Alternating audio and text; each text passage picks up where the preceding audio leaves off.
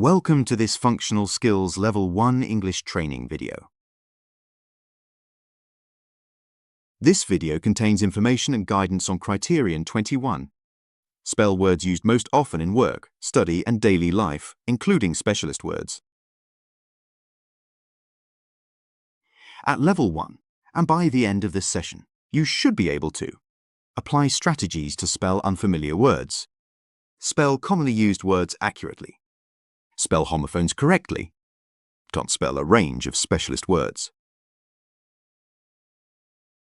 When spelling, it can be useful to learn root words. A root word is a word that can have a prefix or suffix added to it to change its meaning. You probably already know some root words like view or happy. Think of a root word as a starting point for making a new word. A prefix is a group of letters that is added to the front of a word, like un, dis, or in. Let's add some prefixes. In the word preview, pre is the prefix. It generally means before. We know that view means to watch something. We can use this knowledge to work out that the word preview means to view something early. There's also unhappy, disagree, and incorrect. The prefixes in all of these words changes the meaning to the opposite of the root word. A suffix is added to the end of a word to change the tense or change the word type. It's important to remember that the spelling of a root word may need to change if you add a suffix. For example, happy can become happiness. The Y is removed and replaced with an I before adding the suffix ness. When we change run to running, another N is added before the suffix ing. Let's move on to look at some strategies for learning to spell unfamiliar words. Let's learn the first spelling strategy. Look, cover, write, check. When you're trying to learn a new spelling, you can use this method. First, look closely at the correct spelling of a word. Next, cover the word up so you can't see it. Then, try to write the word from memory. Finally, uncover the word and check you've spelt it correctly. Here, you can see that the person has spelt the word beginning incorrectly. Therefore, they should repeat the method until they spell it correctly. Let's have a go. Here is the word article. Look at the word carefully. Pause the video while you cover up the word and try writing it down. Then press play to check your spelling. Did you get it right? If you did, move on. If not, you may want to try again.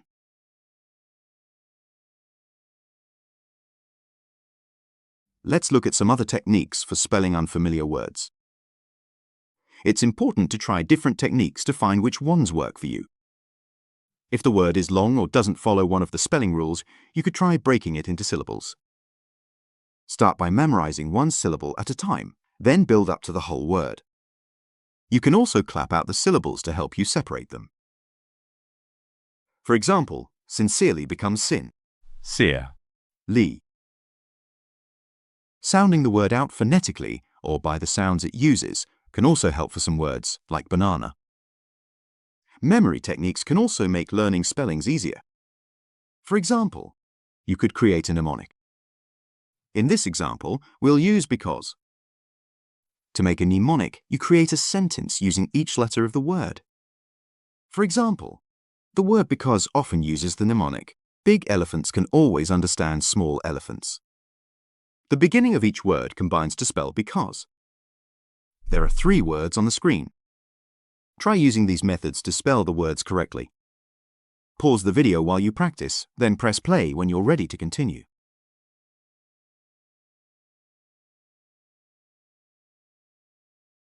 Let's move on to spelling commonly used words. These are words people use every day. You will be expected to spell commonly used words correctly in your exam. To identify words that you use every day, you could try using categories. Here, we have 3 categories: traveling, working or studying, and relaxing. For traveling, you might use a bicycle, When working, you might be asked to attend a training session. To relax, you might listen to music. Pause the video and write down words that fit each of these categories, then press play when you're ready to continue.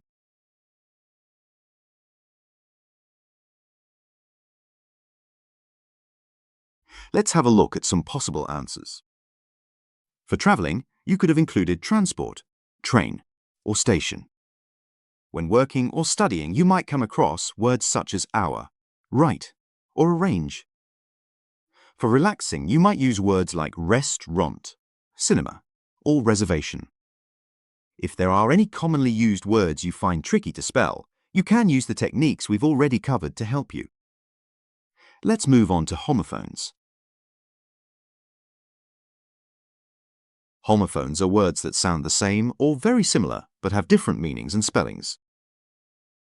It's important to use the right spelling so your meaning is clear. Let's look at some common homophones. First, we have there, and there.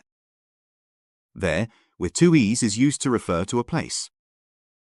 For example, the book is over there, or I'll meet you there. The word there contains the word here to remind us it is referring to a place. There, with an I, is used to show possession or belonging. For example, I'm going to their house, or their dog is called Fluffy. Let's move on to your and your. your with no E shows possession or belonging.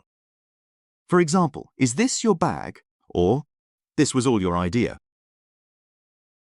However, the word your with an apostrophe is the contraction or shortened version of you are. For example, you're so kind, or make sure you're organized and on time. When you're using one of these homophones, try reading your sentence aloud and saying you are when you see the word.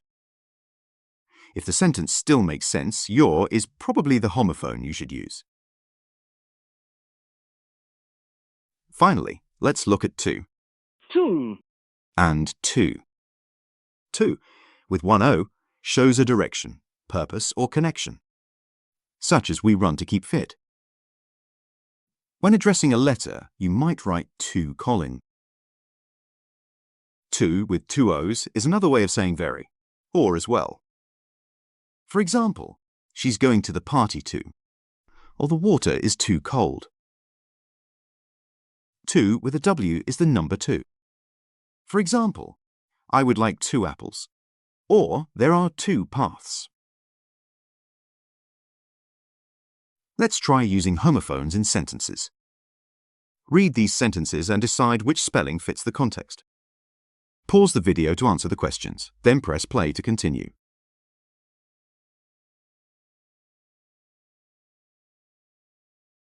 Let's check your answers. There is a new cafe in town. This refers to a place, which is the cafe. I love their hair. The hair belongs to someone. You're not allowed. Your is a contraction of you are. Without the contraction, the sentence would be, you are not allowed. You can put your bike in the shed. The bike belongs to someone. He walked to school. To shows a direction. There are only 2 options. 2 is a number in this sentence. She's too busy. The word to shows she is very busy in this sentence. Let's move on to specialist words. Specialist words relate to a specific topic. These won't be words you use every day but can be used in specific scenarios or workplaces. For example, when discussing health and safety, you might use words like emergency or hazard. For technology, you might use password or software. When cooking, you might use ingredient or recipe. Look at these specialist words. If you would like to practice spelling any of them, pause the video. Press play when you're ready to continue.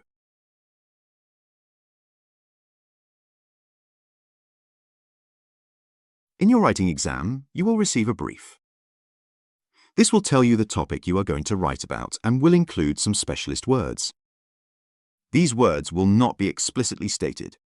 They will be included within the text. If you use the specialist words from the task brief, you should double-check your spellings. Look at this task brief and pick out some specialist words. You could also try to think of a few of your own. Pause the video while you write down your answers, then press play when you're ready to move on.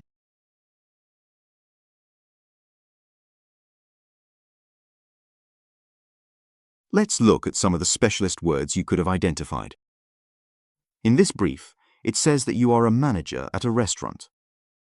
Therefore, we can expect to see some specialist words relating to business and food.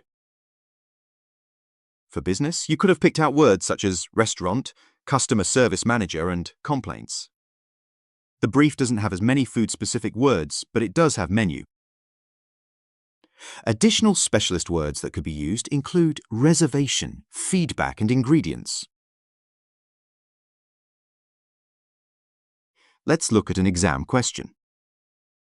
When you're sitting the exam, you should check the task brief. See if there are any words you'd like to include and make sure you use the correct spelling. Highlight these words, or write them down, to help you remember them. A couple of spelling mistakes won't cause you to lose marks. As long as you are accurate with most of your spellings, you should still get top marks. Let's look at the exam question. A local zoo recently welcomed a new baby rhino. As baby rhinos are endangered, the zoo wants to organize a fundraising day to support rhinos in the wild. Write an advert that includes the date and time of the fundraiser, the activities you can do there, and why it is important to support this cause. You should take approximately 30 minutes to complete this task. The suggested word count is between 150 and 200 words. Remember to think carefully about your spellings and try to include some specialist words. Pause the video while you write down your response, then press play when you're ready to continue.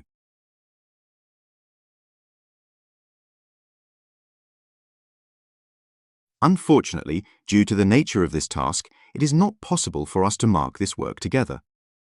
However, there are some example sentences included on this slide.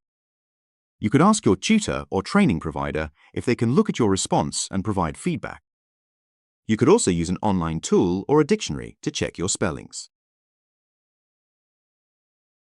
You should now be able to apply strategies to spell unfamiliar words, spell commonly used words accurately, spell homophones correctly, spell a range of specialist words.